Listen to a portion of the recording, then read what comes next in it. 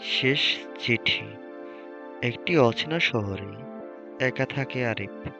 দিনভর অফিস, রাতে ফাঁকা ফ্ল্যাট, বন্ধু নেই, পরিবার বহু দূরের গ্রামে।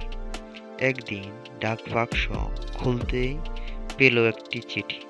খামে কোনো নাম নেই, শুধু লেখা, যদি তুমি একা হও এই চিঠি পড়ো। কৌতূহল তাকে চিঠি খুলতে বাধ্য করল। ভিতরে লেখা, জীবনে কখনো যদি মনে হয় সব শেষ, মনে রেখো তুমি একা নও। কারো না কারো কাছে তোমার অস্তিত্ব খুব গুরুত্বপূর্ণ। তাই ভেঙে পড়ো না। আরিফ অবাক হলো, কে পাঠালো?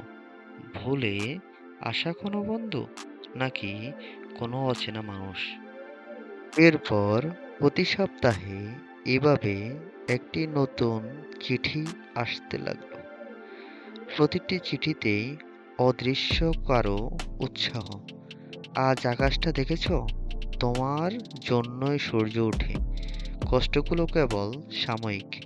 আগামীকাল নতুন শুরু হবে। চিঠিগুলো পড়তে পড়তে আরিফের একাকিত্ব যেন কমে আসতে লাগলো। সে আবার অফিসে হাসি মুখে কাজ শুরু করলো। রাতে গিটার হাতে গান গাইতে লাগলো।